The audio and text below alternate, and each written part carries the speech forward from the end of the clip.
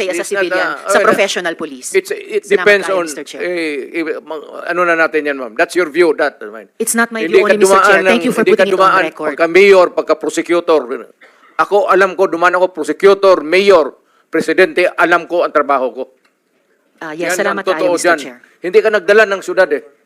You never Totoo had po, a Mr. chance Chair. to solve the problem of the community. Thank you, Mr. President. Thank you for Senator, putting it on Hindi record, tayo Mr. Chair. magkaintindihan dyan. Senator Estrada has the floor. Thank you, Mr. Chair. At Alam kung niyo, pabalikin ako, sir, gagawain ko uli yan. Dublado. Your Honor. silence, please. Osaa, silence the gallery, and those who will do that again, exclude them from the hearing hall. Gallery, please do not encourage me. Huwag nating kalimutan, may bombshell na inamin ang dating presidente kanina. Sinimulan niyang i-implicate, ilaglag yung mga ilan sa mga dating PNP officials natin na involved daw sa Davao Death Squad noon.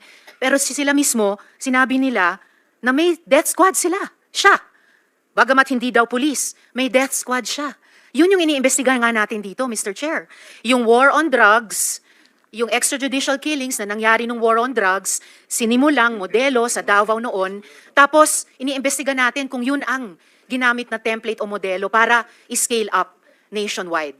So, bombshell yung sinabi po ng dating presidente na meron na silang death squad, anuman ang pangalan yan, police o non-police ba yan, kasi it looks like what we are investigating now, yung ginamit na instrumento para sa war on drugs na nagbunga ng napakaraming extrajudicial killings. You are For the record, Mr. correct, ma'am. React, sir. Tama Thank you, ka talaga. Mr. Chair.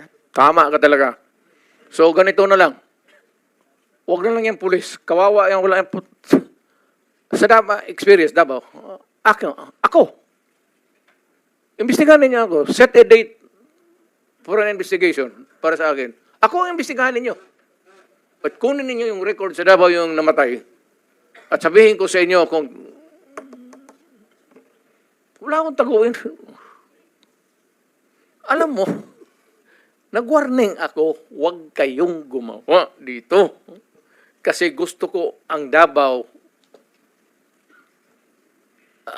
was a very kawawa noon. Alam ninyo sir, panahon ng NPA nung hindi pa ako mayor, kita mo ang Davao. Left and right ang hold up, walang makalabas sa bahay. Pati mga pulis takot. Kasi nandyan yung mga NPA, pinapatay sila.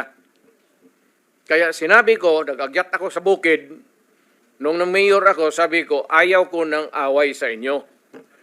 Pero yung mga pamilya ninyo, nandyan sa syudad natin, yung mga top honso ng Communist Party, bilangin ninyo ilan ang taga Davao. Saan ang pamilya nila? Sa Davao.